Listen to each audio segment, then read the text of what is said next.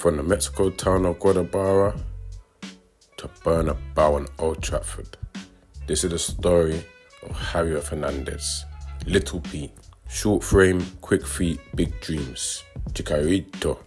We're going to go through what happened with him, what went wrong and what went right. Go grab a juice and link me at the start. Alright, Javier Hernandez was born on June the 1st, 1988. He was born in Guadalajara, Mexico. Please forgive me if I butchered it, but I tried. Football is in the bloodline already.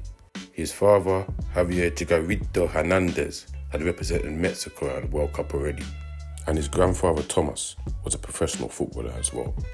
But as we know, talent and expectation don't always get you through. Javier was small. He was growing up in Mexico. There were kids older than him, stronger than him, more brutal than him. Javier moved around a lot due to his father being a footballer, so didn't stay at many schools for too long. He joined the Guadalajara Academy at the age of 9. However, even though he had joined a professional academy, his father still wasn't quite sure. He was worried about his frame. He didn't think he was big enough yet. However, by the time he was 15, he had signed his first professional contract with them, and he was due to go to Under-17 World Cup, but injury prevented that. Javier was still attending business administration classes on the side whilst he was playing football. He played for Guadalajara's lower league team, Chivas Coras, to settle in. But these games were typically just to warm him up for the big time, just to get him used to it, because it was clear this boy had something else. By the next year, in the 2006-07 season, he was making his debut for the senior team of CD Guadalajara. He came on as a substitute for Omar Bravo in the 82nd minute. 5 minutes later, he was making it 4-0, scoring on his debut. However, that was his only goal in 5 appearances that season as the team went on to win the title. He played in the 2007 Clausura, a Mexican tournament, scoring no goals. He made 6 more appearances in 2007-2008 with no goals. I'll be honest, nothing was standing out. It took him until 2009 for him to really start scoring some serious goals. In the 2009 Apertura, he scored 11 goals in 17 appearances. It was that year, 2009, when Manchester United became aware of him. They sent a scout out to watch a few games, and he was impressed. But due to his age, Man United said they'll wait.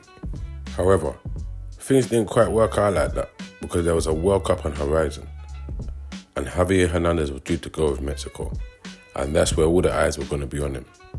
United knew that, so they sent a chief scout to watch him for 3 weeks in 2010. Originally, it was in 2009 at the Torneo Apertura. He scored 10 goals in 11 games, and because the World Cup was coming, they had to sign him. That was enough for Man United to send some solicitors out to finish the paperwork. It was done, it was happening. April 2010, the deal was all done. He was actually at the Man United game versus Bayern Munich, being shown around. The fee was undisclosed, and apparently his agent and his grandfather was kept in the dark about this deal. It was done in total secrecy.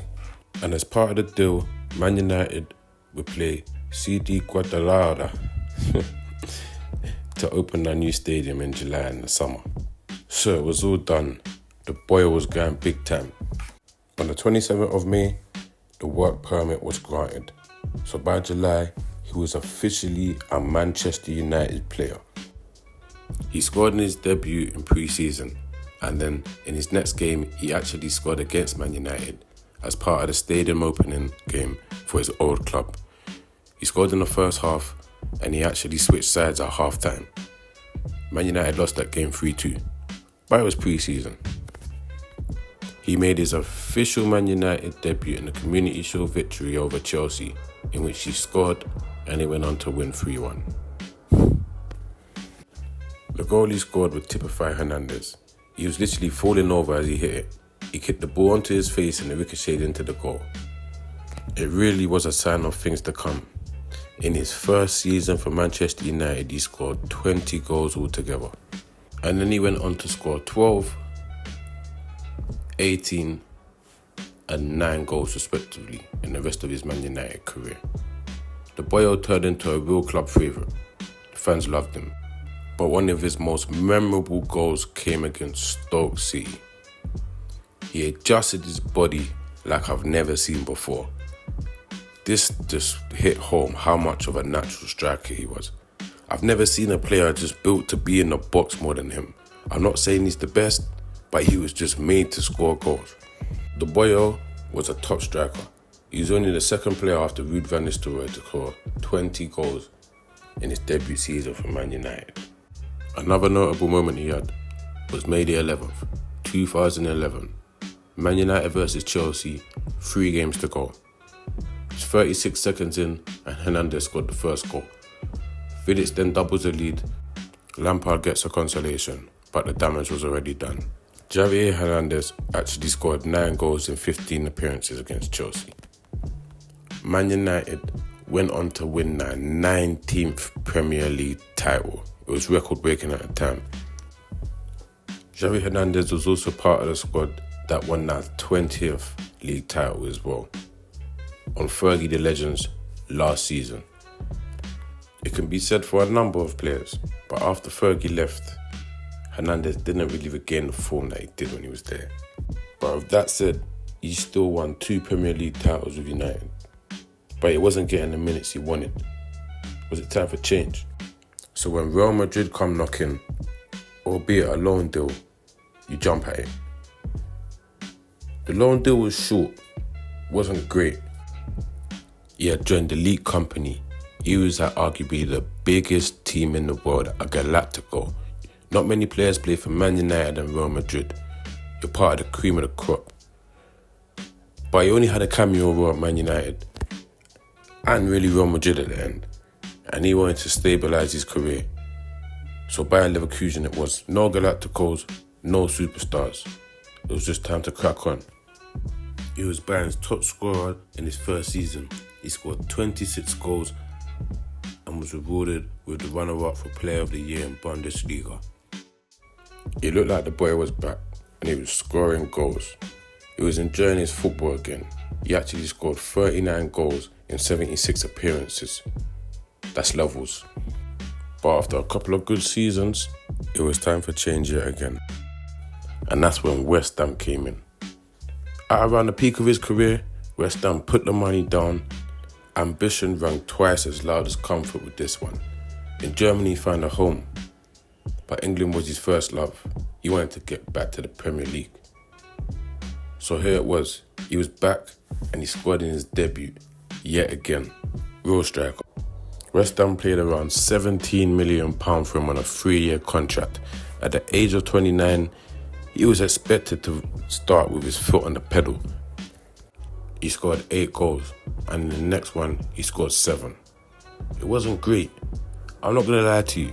From the minute I saw that move happen, it didn't ring right with me. There was something about it. The big money, the age in his career. Although that's supposed to be your peak, I just never really thought it was going to work. He was playing under David Moyes as well.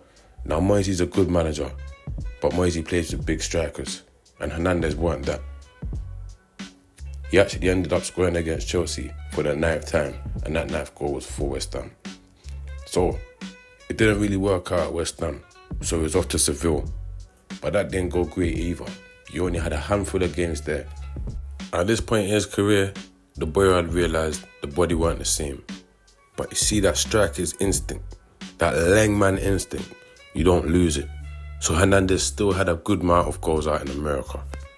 And let's not forget as well, Javier Hernandez holds the record for his country Mexico as all-time leading goal scorer with 52 goals. He attended World Cups and scored a whole heap of important goals for them, just so you'd imagine. So let's not downplay it for a minute. But one thing I will say, I thought the numbers might be better at some stages. Now going back to LA Galaxy, we've spoken about ACLs in this channel before. Horrible injury. And Hernandez had to go through that as well. As you get older as well, the harder to come back from. But all in all, the boy had a stellar career. Always been a fox in the box, but maybe didn't quite find his home in the game. But that's why he excelled for Mexico.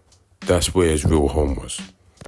He's active on Twitch and YouTube amassing over 1.6 million followers, going under the name CH14. So still about he's in the community. But all in all, I did really like Javier Hernandez. I just love them kind of strikers that score by any means.